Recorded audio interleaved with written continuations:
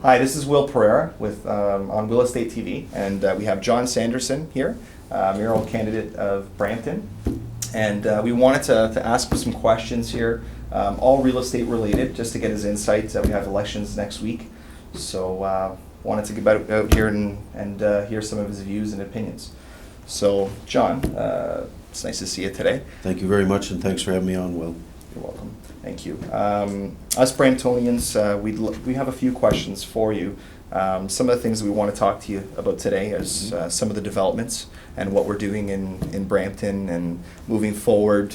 What should we be expecting? How is the city going to look in the next 4 years if you were the mayor?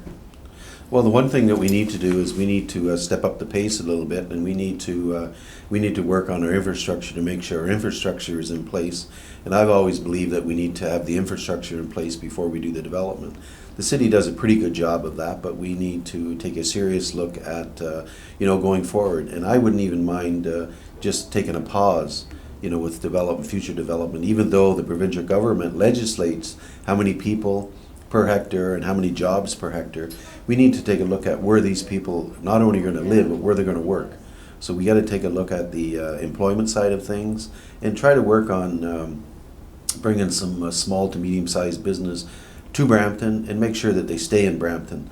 Over the years, I've seen a lot of buildings empty out, the ones that have done manufacturing, and et cetera in Brampton, and there's a lot of them sitting around empty. And I'm sure, you're in real estate, you like to see those filled up too, because obviously that's better for the real estate industry. Definitely. But we need to, I believe that we need to have some kind of an incentive program to bring small to medium-sized business, like I said, to Brampton, so that people, rather than see them trying to get out of Brampton in the morning to go to work and try to rush back into Brampton to come home at nighttime, they should be spending those extra hours with their family and loved ones working in Brampton, rather than sitting on those roads and congestion, trying to go to work and then come back from work. So what are you thinking? Like, what kind of ideas do you have in place? Like, let's talk about infrastructure. Some of the things that I want to talk about is the 410. Any other roads that you're looking to expand just to ease up some of the traffic? Well, when you take a look at the 400 series highways that come to Brampton, there isn't very many. We have the 410. We have Main Street or Highway 10, which comes into Brampton from the north and goes out on the south end. But really it's becoming a really urban road all the way through Brampton and down into Mississauga. So it's really not a highway until you get to the northern limits. So we really only have one road in and out, and that's the 410. Yeah. When you take a look at Mississauga, they have the 407, they have the 401, they have the 403, and they also have the the Queen Elizabeth Way. So we need to take a look and work with the province in order to speed things up. There's the 427 that's supposed to be connected north of Queen Street. That needs to be fixed up. The 413, which is supposed to go across parallel with Mayfield Road, that would be helpful, and it's going to come across to Highway 6 on the other side by Guelph, and also hook up to the 400, the 404, etc. That would really alleviate the pressure in Brampton. The other one is the Bramwest Parkway, which is supposed to come down through Brampton somehow. They still haven't figured out how that's going to be. We've been studying and studying and studying. We need to sit down with the provincial and the federal government and just see, what they're doing and see if we can expedite this. It's been studied too long. We need some action now. We need to get the job done. Okay, very good. Now, with respect to that new mall proposal, do you know where they're at with that over at Mississauga Road and Boulevard? Well, the last I heard about that big mega mall that they want to build over there is that Bramalea City Centre wasn't overly excited about that mall opening as soon as it is, because Bramalea just spent all those millions and millions of dollars over there renovating their mall, and that would certainly take a lot of business from them. Although another big mall would be good for our community and also for the adjacent communities and like Caledon and Halton and etc. It would draw a lot from that side over there as well. But at the end of the day, is there enough for two big malls like that in Brampton? And can we sustain the traffic?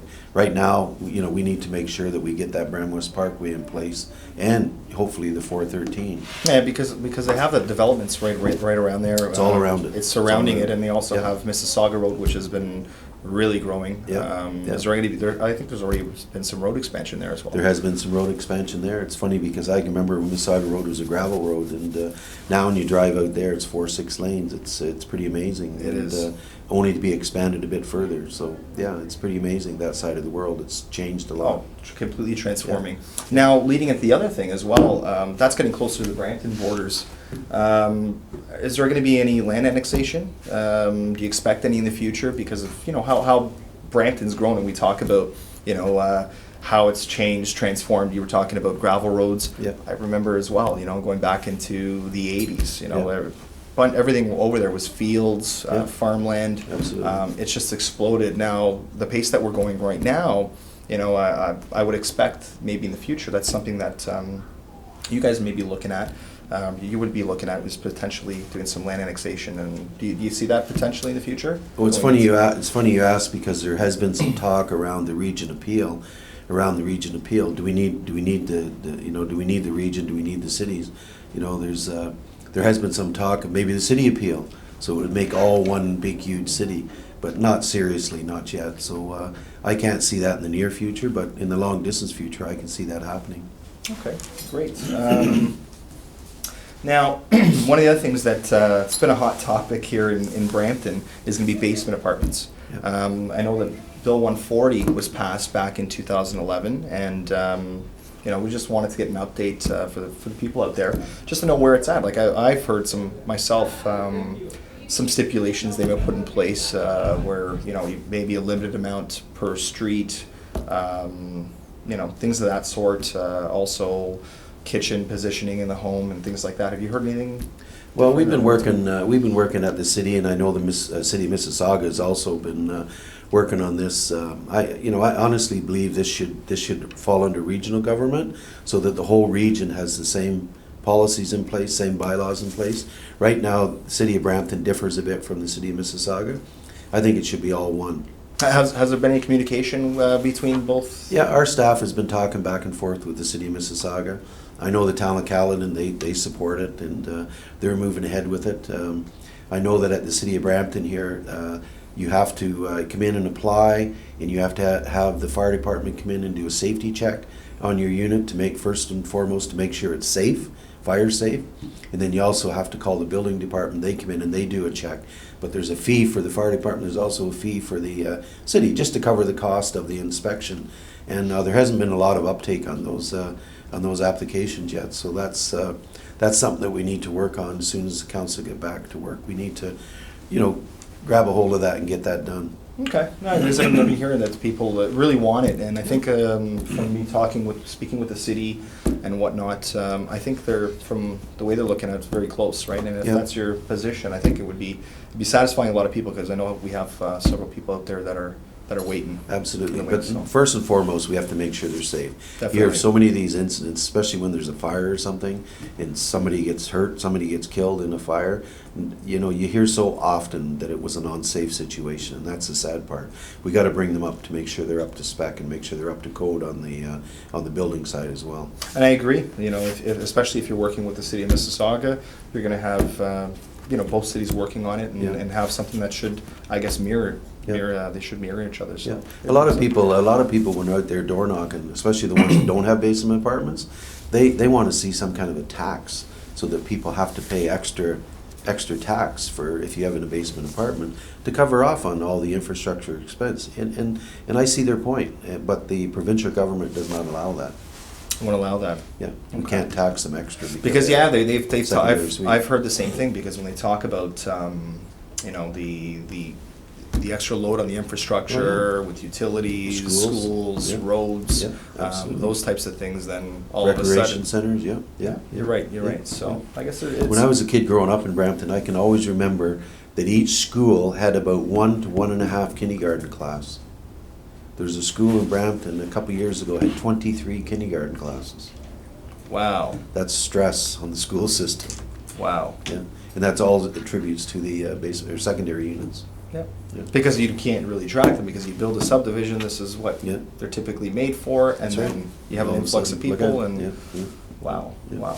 Well, the last question we had for you, this is one of the topics I've had a few people, a few colleagues and friends of mine discuss, was the conversion from the Sheridan College campus to a new Sheridan University campus. Yes. Well, this is a very good question, and I'm glad people are paying attention. I'm glad people are asking about this, because I'm fully supportive of this. I've always supported Sheridan College. Sheridan College, when it was first built, the only complaint I ever had about it is that it faced Mississauga. In 8-9 years ago, when Dr. Rob Turner come to Brampton as its president, I'm glad to say that I was one of the first business person that he met. I was president of the Board of Trade at the time, and I told Dr. Turner that at that particular lunch meeting. I said the only problem I had with Sheridan, it faces Mississauga, and he promised me before he left he'd make sure he turned it around. And jokingly, that's what he said. But I have to say that Dr. Turner and his board, in what they were able to achieve at Sheridan College, was amazing with all the new additions, and it's gradually turned around. Now it kind of faces Brampton. So I'm happy with that. But it is a very good question, and I'm happy to be here with one of my campaign co-chairs, is Mr. Brian Dawson, and Brian Dawson actually is the chair of the board of Sheridan College. So this is a perfect question for Brian to answer for you. So Brian, if you don't mind answering this question for him. Perfect. Yeah, sure. Hi, Brian. Hi, how are you, Will? Good. Thanks for inviting us. Thank you for coming. Sheridan is well on its way to becoming an applied university. The main difference between our journey is that we are not going to be competing with the traditional universities, which are more research-based. Our plan is to continue providing all of the current programs that we currently provide. We will increase the number of degrees, and what will happen is the pathways for our students will be increased for them to be able to progress from undergraduate degrees to graduate degrees. From a Brampton perspective, it's a win-win, because a lot of the people that we've talked to at the door would like to keep their children at home during the postgraduate, post-secondary term, and this will allow students to live in Brampton. They can be educated in Brampton, and then hopefully maybe they'll even work in Brampton after the fact, because we will continue our applied approach, and we're well on the way to becoming that applied university. We also, even though we're looking for applied accreditation for ourselves, Sheridan fully supports Brampton looking for a second traditional type university. That is something that we're fully supportive of. And but the big thing is that a traditional research type university costs about $1 billion. We are there now. We have, as John just mentioned, we have a great infrastructure with our Davis campus. We are currently looking at the possibility of maybe establishing some presence in the downtown for Brampton. But the day that the government, and we have to be certified by the Ontario government to become a university, but once that is done, then we're basically up and operational day one. Whereas, of course, as you can appreciate, as being in your profession, it would take a long time to build a traditional university. So thanks for the question, but I think our residents would be very, very happy that they can keep their children at home for a few more years, rather than have to send them off to God knows where to. Well, you know. Yeah, and the location's great. You have the 407 access there, and it's also surrounded by the residents. Absolutely. A bunch of homes are surrounding the whole existing campus. So I think it's a great idea as well. Well, absolutely. And the second thing, if I can put a plug in for Sheridan, is on this coming Friday, we're doing the groundbreaking for our Hazelneck Callion 2 campus, and that will also benefit as we go forward to becoming an accredited university, because with the Zum bus that we currently have running between Brampton and Mississauga, Brampton students can take advantage of, if they're not taking classes at Davis, they can take them at Mississauga. And the other thing that we've done is we now have a Sheridan bus that runs between the Brampton, the Mississauga, and the Oakville campuses. So that is being very, very well utilized by both students and faculty. So it's a great college, and within, I'm hoping, 3 to 4 years, we will become Sheridan Applied University. So Great, great. And just so, well, on touching on that, the Sheridan's Brampton campus is the largest campus. It has about 9,000 students going there. So that's pretty amazing from the day that when they built Sheridan. When Sheridan first come to Brampton, they operated out of the old Brampton High School, which used to be at Church and Center Street. Church and Center. It's hard to believe, Okay. right across from the cemetery there, the Brampton Cemetery. And Sheridan came and they moved into there until they built the Davis campus down there. And it was basically built in the middle of a farm field. I grew up on the farm right where Shoppers World is, so I used to be pretty handy to the Sheridan campus there. But to grow from that little small institution to where it is today, it's pretty amazing. And it continues to grow. Well, and it's great, and it's with great people like yourselves that they're able to interconnect everything. Yeah. You know, when we talk about the Mississauga campus being connected into the Oakville, and it's great. It's great. Absolutely. Great organization. Great. So job. thanks, Brian, for being here to answer that question. That was very good. Thank you, Brian. thanks for asking the question. Yeah. Well, I'd like to thank both Brian and John. Wish them both, wish John the best of luck in Thank his you. Campaign. I have invited Susan Fennell as well as Linda Jeffrey. They're yet to confirm a date and time, but if they are going to be confirming a time, we will be having one of their interviews as well. But yeah, again, thanks to both of you for coming out, and you're watching Real Estate TV. Thank you. Thank you. Thank you Bye-bye. very much.